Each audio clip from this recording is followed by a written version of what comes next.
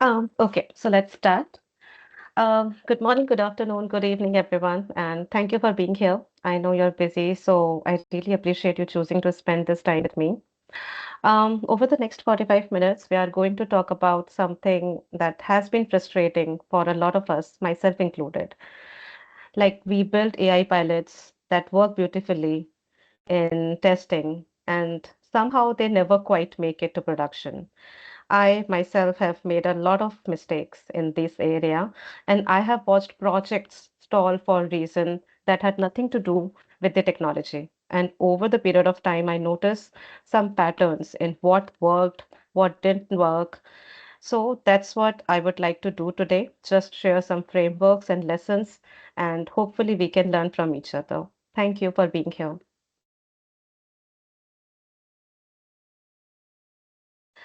Um, my name is Jyotsna, and I'm solutions architect focused on Gen AI at Turn Digital. I have been working in technology for about 10 years now. I started my career more on the traditional software side, and over time, I've moved into AI and machine learning. During that journey, I worked with companies of different sizes, worked across different industries, different tech stacks, different organizational structures. I have built AI solutions that succeed, and I've also seen pilots with 98% accuracy and that never reached production. And that's what I want to share with you today. Not from an academic perspective, but from someone who's been in the trenches, made the mistakes, and learned from these things along the way. So, this is what we will cover in next 45 minutes. First, why 95% of AI pilots fail. And I promise it's not what you think. The second, practical frameworks to select your first quick win, not theory frameworks you can use tomorrow. And third, real metrics from real companies, named organizations with actual numbers. And finally, your 60-day path from idea to production. So yeah, let's start by making sure you are in the right place.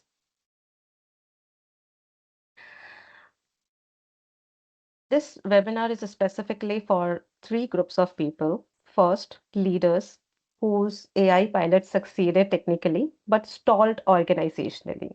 So if you have heard this is amazing from your data team, but you could not get into production, this is for you.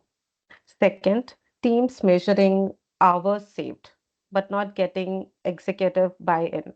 If you are showing impressive efficiency numbers, but budgets are not following, this is for you. And third, organizations where employees are using ChatGPT on their own, but official projects stay stuck in pilot. If shadow AI is thriving while approved projects stall, then definitely stay. And any of these sounds familiar, you are in the right place. So let me start with two numbers that tell you everything about where we are. Last year, McKinsey report shows that 92% of companies are increasing AI investment. And that's not surprising. Everyone knows that AI matters. But here's the second number, and this should make you pause, that only 1% of the companies are actually scaling AI successfully across their organizations. So think about the gap, 92% investing and only 1% succeeding. And that's a 92 to 1 ratio. This isn't a technology problem. The technology works. This is an organizational problem. And that's exactly we are here to solve today. So, why do first projects fail? Let me walk through the three most common mistakes. Mistake number one, you picked for efficiency but not visibility. So, you automated something that saves time, but leadership doesn't care about it. If your CEO doesn't see it, it won't get funded. Mistake number two, frequently you optimize for technical elegance instead of daily usage. You have built something technically very impressive that people use only once a month. So frequency matters more than sophistication. And the third mistake which people frequently make, that they forget that adaptation is organizational, not technical. You can build a perfect system, but if procurement takes 6 months to approve it, or if it requires three departments to coordinate, or if nobody's been trained to use it, it just dies. And these are not technology failures. These are selection failures. You picked the wrong project. So how do you pick the right one? Let me show you the first framework that actually works. Today, I'm going to share three frameworks. And this is the first framework, which comes from OpenAI. They analyzed over 600 successful AI implementations to figure out what the winners have in common. And they found three signals that predict success. Signal one is a repetitive, low value task. This means people already complain about it. It's time consuming, but not intellectually challenging.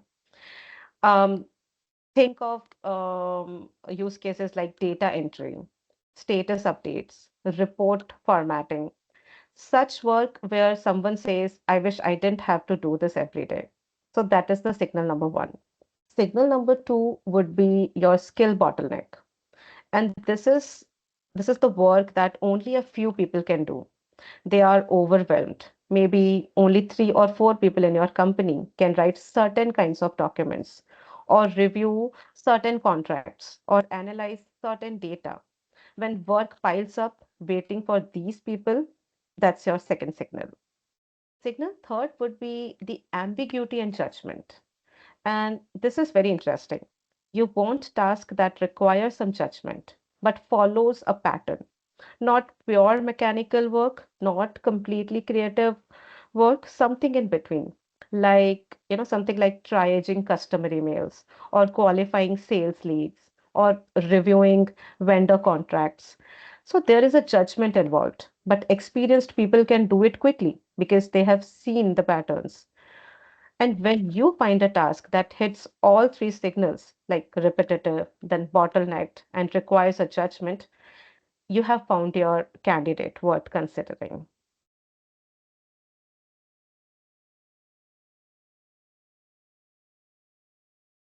Now, suppose once you have identified tasks with three signals, you need to know if AI can actually help. And that's where the six primitives comes in. And this is my second framework as well. Every AI opportunity maps to one of these six categories, not dozens, not hundreds, just these six. In the list, first one is content creation, which means maybe drafting, writing, or generating documents. Research and synthesis, summarizing information, extracting insights. These could be the examples. Then we have data analysis, like pattern recognition, predictions, classifications. Then we have coding and technical work, something like code generation, debugging, documentations, and ideation and strategy. Brainstorming could be one of them, planning, decision support. And this is the very common one, workflow automation, orchestrating processes, routing tasks. If your task doesn't map one of these six primitives, AI probably can't help yet. But if it does map, and most business tasks do, then you know it's technically feasible. So the previous three signals tell you if you should automate, and these six primitives tell you if you can automate. And together, they give you a powerful filter.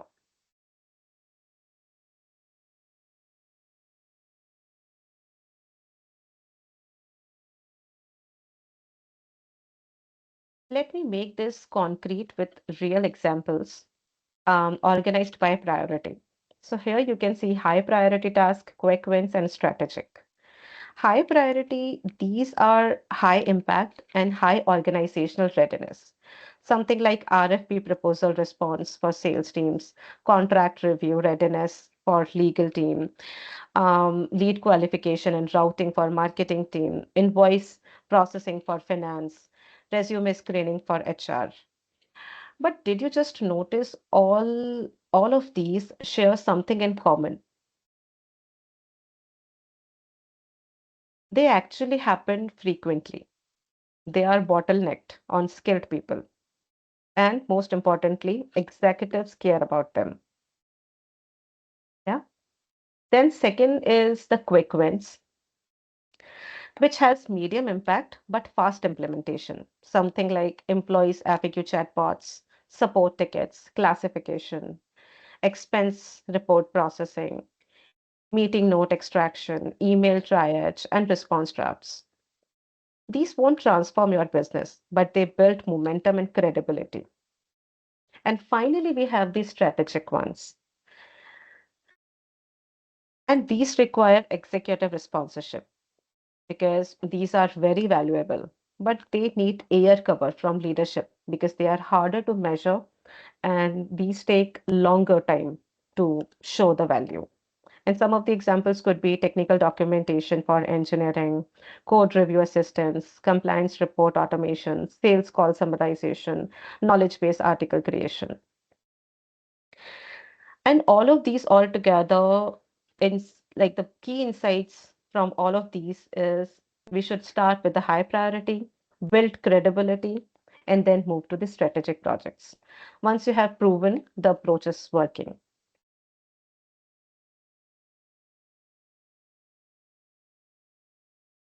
Now let me show you the final framework. And this is the one that changed how I think about project selection because this is our selection framework. This framework has two axes. The bottom axis is technical feasibility. It's like, can AI do this? This side axis is organizational readiness, which means, is your organization ready for this? Most organization picks project. Um, yeah. Is there any question? All right, let me continue. So I was saying that most organizations pick projects from this bottom right quadrant, which is high technical feasibility and low organization readiness. Let me give you an example. Let's say one company wants to automate their entire contract review process. Technically, totally feasible, right? Like AI can review contracts. But organizationally, the legal team had never used AI before. And procurement didn't have approval processes or AI tools. And this is what I call pilot graveyard. The demo looks great, the accuracy is impressive, but it never reaches production because the organization isn't ready. Now look at the top left quadrant. High organizational readiness, but low technical.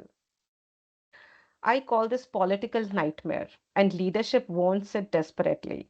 But technology isn't there yet. For example, leadership team wants to have a system that could read customer emotions through their email tone and automatically adjust pricing. High demand from leadership, but technically we are still not there, right? And these projects frustrates everyone. The bottom left is low on both axes. That's just limited value, so we should not waste our time here. But this um, top right quadrant, the quick win, is where you want to be. High technical feasibility and high organizational readiness. Example, and this is the real example which we worked on. A sales team was manually filling out RFP responses, taking 20 hours each. Leadership saw that this is a bottleneck, and team was eager to help. So we had executive sponsorship, and technically it was very straightforward that we had to automate the content generation. That project went from idea to production in just 8 weeks. So high on both axes, that's the difference. Most frameworks optimize for the bottom axis, technical feasibility. The framework I'm showing you today optimize for both. That's the difference between pilots that stalls and quick wins that scale.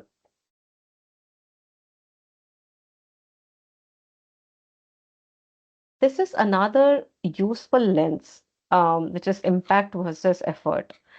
But here's the twist. What's high effort today may be low effort in 3 months. Why? Because AI capabilities are changing that fast.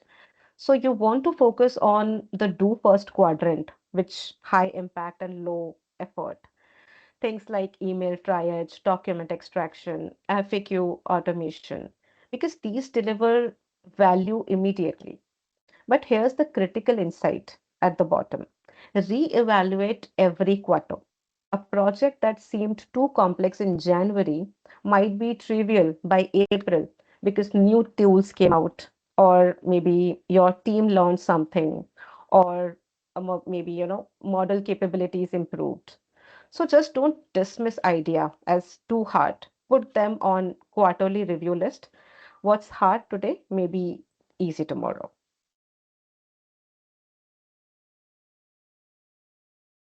Now let me show you the selection criteria that separates successful project from failure one.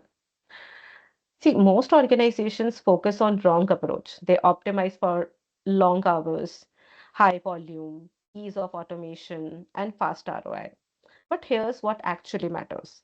Instead of hours saved, measure executive KPI impact. CFO don't care about hours saved. They care about revenues, customer satisfaction, time to market. So connect your project to metric your CEO tracks. Instead of high volume, look for known frustration. It doesn't matter if something happens 10,000 times if nobody complains about it. Find the pain points leadership already knows about. And instead of ease of automation, prioritize easy to govern. You can automate anything with enough efforts. The question is, can you govern it? Can you explain decisions? Can you audit outputs? Can you ensure compliance? And finally, instead of fast ROI, we should prioritize high visibility. A project that slower ROI but high visibility gets funded. A project with fast ROI but with no visibility dies. And these are the criteria optimized for organizational adoption, not technical elegance. And organizational adoption is what determines success.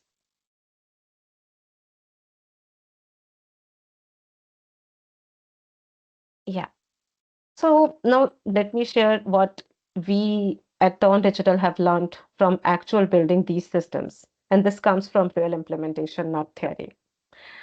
I'm going to show some insights from organizational perspective and also from technical perspective. Let me start with the organization one. Executive sponsor is non-negotiable. Project dies in procurement without C-level backing. I have seen perfect pilot sets for months waiting for approval because nobody with authority was championing them. You might also have seen maybe. Number two in organization insight is daily usage.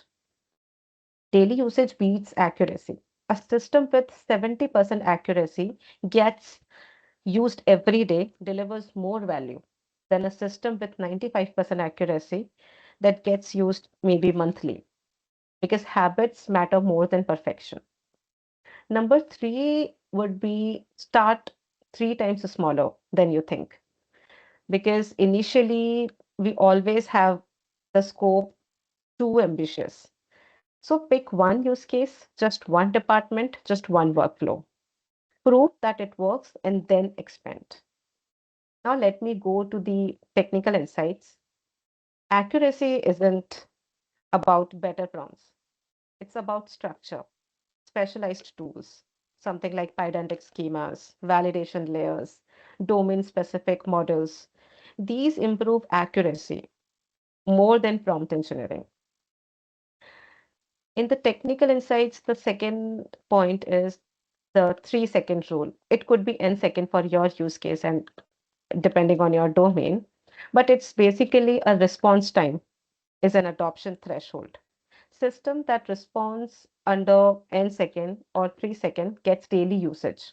System that take longer, even if you are accurate, gets abandoned. And finally, edge case drive architecture. So if you have five variations, you can handle them with rules. Suppose you have 500 variations, then you definitely need an agentic approach that can handle ambiguity.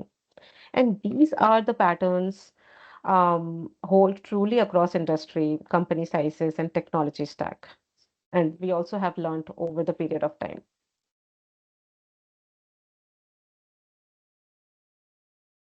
We already discussed about how the frequency matters before the accuracy. But let me show you the data that proves why frequency matters too much. Retool surveyed thousands of AI users and found something striking.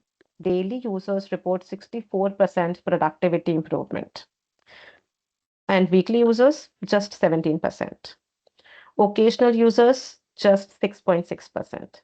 And that's 10 times gap, driven entirely by usage habit, not technology choice. And this is the frequency effect in action. Daily usage creates habits. Habits create muscle memory. Muscle memory creates value. And that 10 times gap is why we obsess over frequency. You can build the most technical, perfect solution, but if people only use it monthly, you are fighting against human psychology. Daily usage is what separates pilots that stall from quick wins that scale.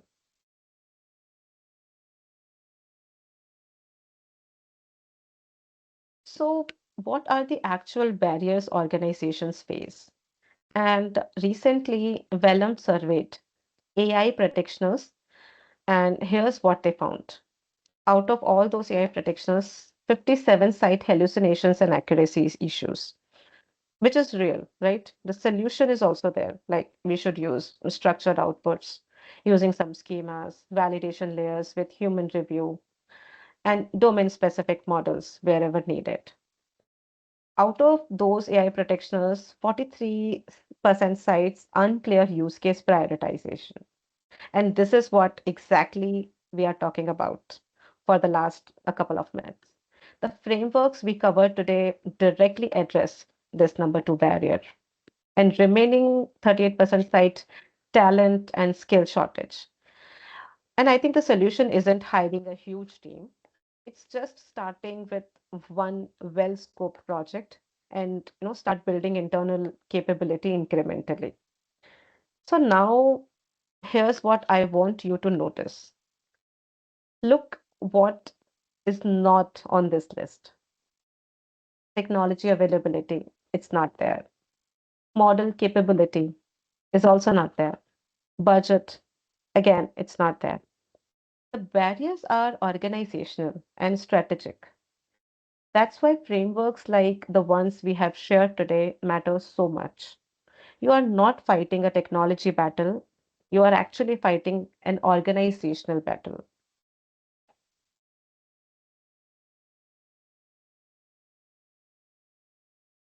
Now, let me just show you what success actually looks like with some real examples. And I have come up with three examples. The first one in the list is Indeed. They built an AI powered job recommendation explanation system, and they did rigorous A/B testing and saw a 20% increase in applications started. And that's measurable revenue impact for a company everyone knows.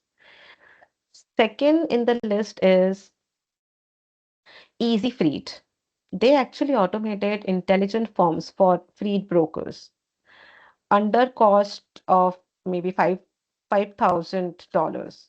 And the results were 290% increase in qualified submission, 1.5 hours saved daily, and around 215 ROI in 60 days. So this shows you don't need enterprise budgets to succeed.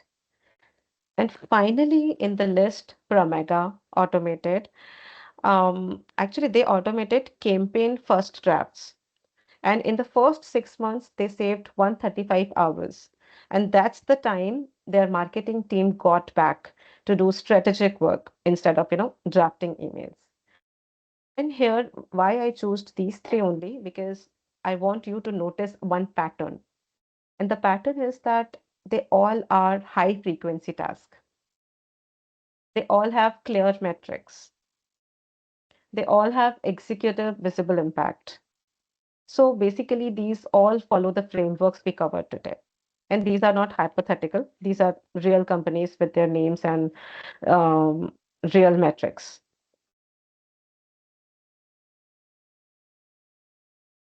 Now, let me show you the competitive reality. Recently, Boston Consulting Group tracked AI leaders versus their peers over 3 years. And the leaders delivered 1.5 times faster revenue, 1.6 times higher shareholder returns, and 1.4 times better return on invested capital. And this is not a 10% edge. This is about 50 to 60% advantage sustained over 3 years. And a professor, a very famous professor, Eric from Stanford, he says that this is the best time when you should be getting benefits and hope that your competitors are just playing around. Because the gap between the leaders and ladders, sorry, between the leaders and laggards isn't closing, it's actually widening. And that's the competitive reality. So the question now isn't whether to start, it should be how to start smartly. So finally, let me show you a path forward. And this is your 60-day path from idea to production. And it should start from week 1 and 2 by doing the audit, where you simply have to answer a couple of questions like what have you already tried, what worked, what stalled, and if stalled, then why. Don't throw away hard-won learning because if this is your first attempt, document your biggest manual bottleneck. Either way, these 2 weeks are about understanding where you are. The next weeks 3 and 4 should be used for identify and prioritize. Use the three signals and six primitives. Score candidates on impact versus effort and organizational readiness. Then choose just one, not three, not five, not seven. This is very critical. You are building a credibility, not transforming the entire company yet. Then we have weeks 5 through the 8, where you build with governance, not governance as bureaucracy, but governance as guardrails, structured outputs, validation layers, human in the loop review. Build these in from day one. Don't try to retrofit them later. That kills momentum. So just focus on one pilot group, not the entire organization. And finally, weeks 9 and 10, deploy and measure. Here's what a critical measure daily usage, not just technical performance comes. Track executive KPI impact and scale when ready, not when built. Because, it just works for 10 people doesn't mean that you are ready for 1,000 people. So these are the timelines, and maybe you have to adjust the timelines based on your organization's approval cycles.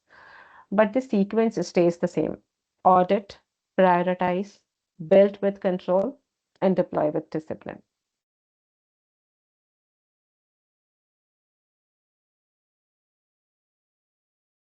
Now, finally, let me leave you with four principles to remember. The first one in the list is executive visibility matters as much as impact. Choose projects leadership will notice. If your CEO doesn't see it, it won't get funded, and period.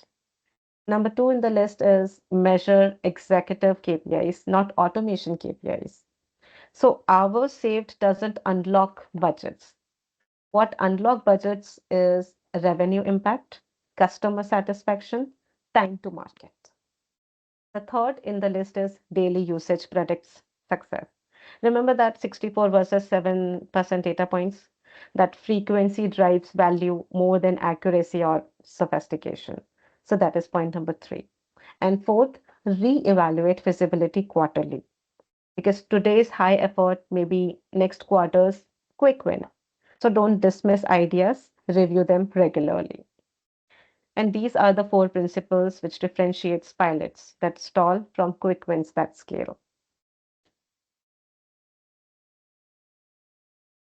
Yeah. So we have about, I think, 14 minutes for questions. Um, if you are stuck with questions, I can give you three prompts to think about. Those are mentioned on the screen. And yeah, I'm open for the questions.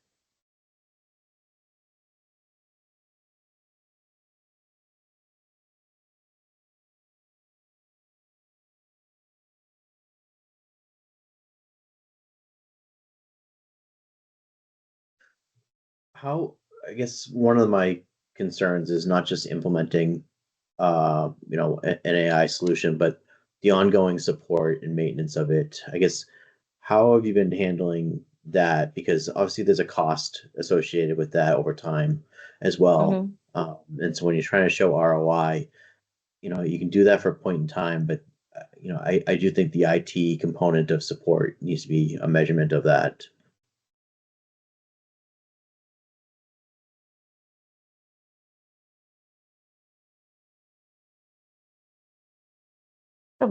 That's correct. That's a very valid question.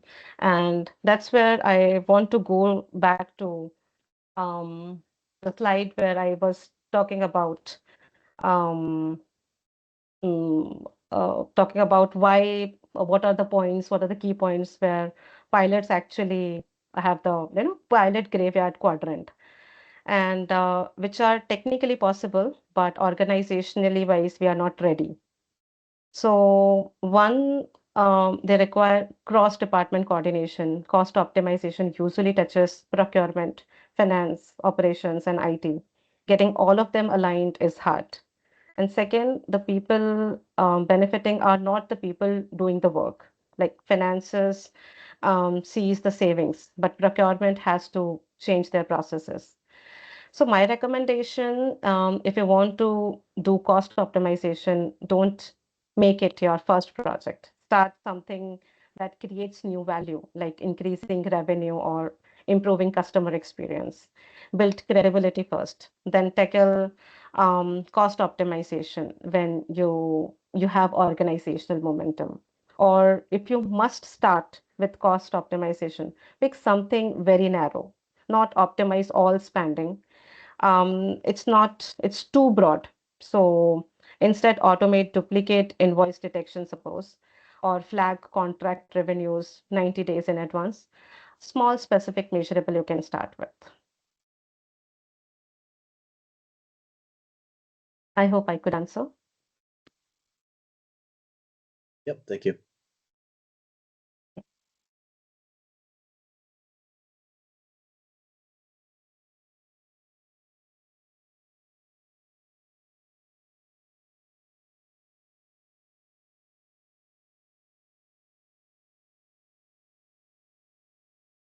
Okay, so since we don't have any questions, thank you for your time today.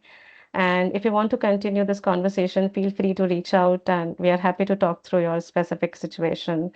And before signing off, remember, don't let perfect be the enemy of good. Start small, measure what matters, and build from there.